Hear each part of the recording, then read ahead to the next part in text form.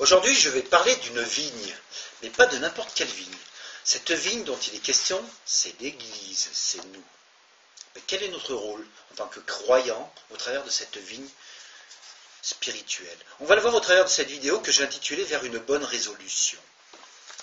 On va voir Jean chapitre 15, les 8 premiers versets. « Je suis le vrai cep, mon Père est le vigneron. Tout sarment qui est en moi qui ne porte pas de fruits, il le retranche, et tout sarment qui porte du fruit, il l'émonde afin qu'il porte encore plus de fruits. Déjà vous êtes purs à cause de la parole que je vous ai annoncée. Demeurez en moi, et je demeurerai en vous, comme le sarment ne peut lui-même porter du fruit s'il ne demeure attaché au cep. Ainsi vous ne le pouvez non plus si vous ne demeurez en moi. Je suis le cep, vous êtes les sarments. Celui qui demeure en moi et en qui je demeure porte beaucoup de fruits, car sans moi, vous ne pouvez rien faire. Sans Christ, nous sommes incapables d'agir. Si quelqu'un ne demeure pas en moi, il est jeté dehors, comme le sarment, et il sèche. On le ramasse, et puis on le jette au feu, et il brûle. Aïe, aïe, aïe.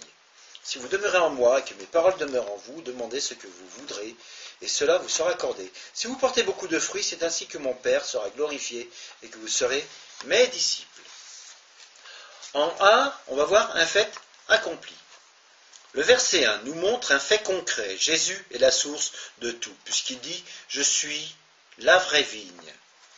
Actes chapitre 20, verset 29, nous met en garde concernant les faux docteurs, car Jésus savait déjà à l'avance que certains utiliseraient dans le futur son saint nom pour arriver à des fins purement humaines. Et les faux docteurs sont nombreux dans nos églises, dans nos communautés.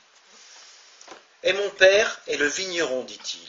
Dieu est à la source de toutes choses, et bien que nous dépendons de Christ, Christ dépend également lui-même de son Père.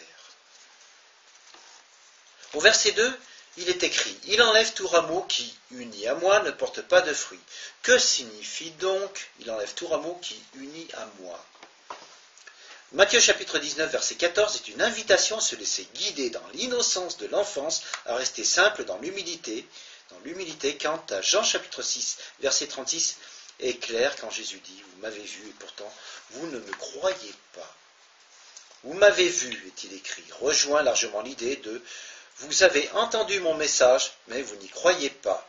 Vous avez entendu le message annoncé par mes disciples, mais vous n'y avez pas cru. » Nos églises sont-elles toujours remplies de vrais disciples? Malheureusement, ce n'est pas le cas.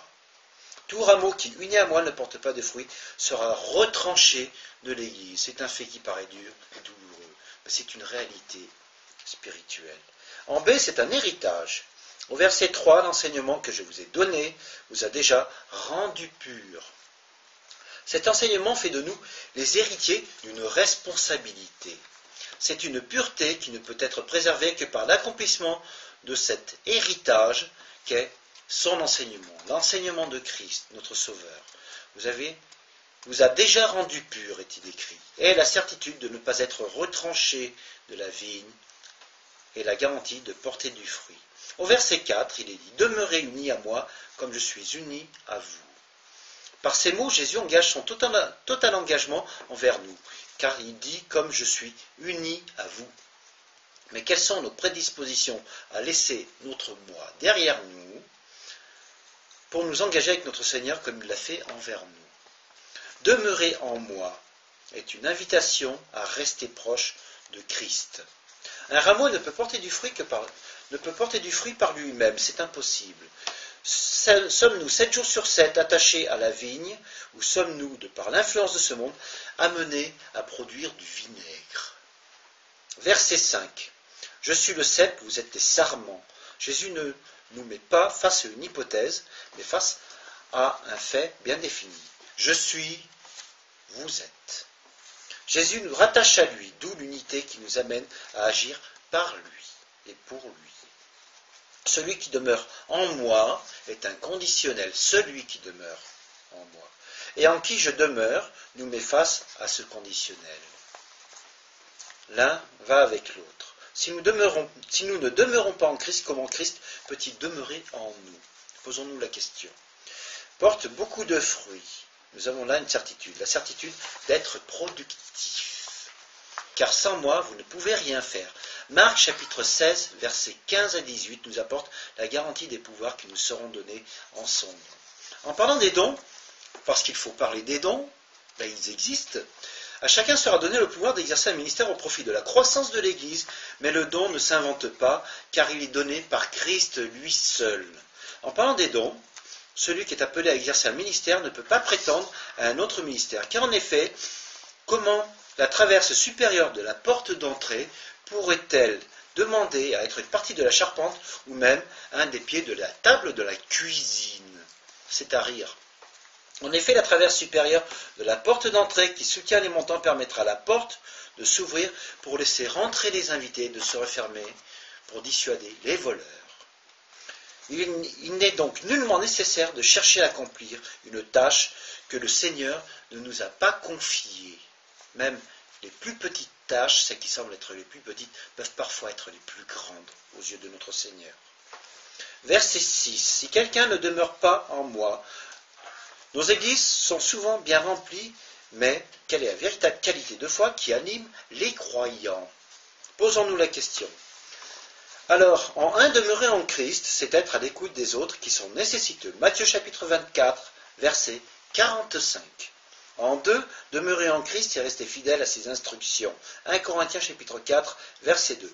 En 3, demeurer en Christ, c'est garder un bon témoignage de soi par sa tenue. 1 Timothée 3, 11. Je montre du doigt essentiellement, notamment, ces jeunes femmes qui se présentent dans les églises en mini-jupe, talons aiguilles, maquillées à outrance, et qui sont plutôt une source d'attraction pour les hommes, pour le regard humain, qu'une louange à notre Seigneur. C'est une honte. En 4, demeurer en Christ, c'est avoir le respect de sa hiérarchie spirituelle. Ce n'est pas parce que mon pasteur est mon frère dans la foi que je peux me comporter avec lui comme s'il était un simple copain. 1 Timothée chapitre 6, verset 2. En 5, demeurer en Christ, c'est être dans une totale obéissance. Éphésiens chapitre 6, verset 6. Et il y a encore beaucoup d'autres exemples. Il est jeté dehors, est-il écrit, comme le sarment, et il sèche. Et nos églises sont malheureusement trop remplies de chrétiens déjà secs. Puis, on ramasse les sarments et on les jette au feu, et ils brûlent. Verset 7. Si vous demeurez en moi, et que mes paroles demeurent en vous. Les apôtres sont un bon exemple dans Actes chapitre 4, verset 33, car il nous dit qu'ils rendaient témoignage de ce qu'ils avaient vu et entendu. Quelles sont nos prédispositions à faire de même? Nous avons reçu un enseignement, et cet enseignement est en nous. Mais quelles sont nos prédispositions à partager cet enseignement qui a su transformer notre vie? Nous sommes transformés, mais avons-nous le sentiment d'avoir besoin de transformer les autres? Romains chapitre 15, verset 18 reste une excellente exhortation. Au verset 8, si vous portez beaucoup de fruits, si reste inconditionnel, si vous portez beaucoup de fruits. Tant de croyants, après de nombreuses années de conversion et de baptême, se retrouvent dans ce que j'appelle un été spirituel. Il fait très chaud, ils cherchent un arbre qui donne beaucoup d'ombre, ils s'allongent sur l'herbe de la foi et ils attendent. Et c'est honteux. Quelle est la qualité du service que nous rendons à notre Seigneur? Apprenons à redevenir un bon sarment, car entre l'oisiveté et la repentance dans l'humilité, il n'y a qu'un pas à franchir pour redevenir un bon et fidèle serviteur.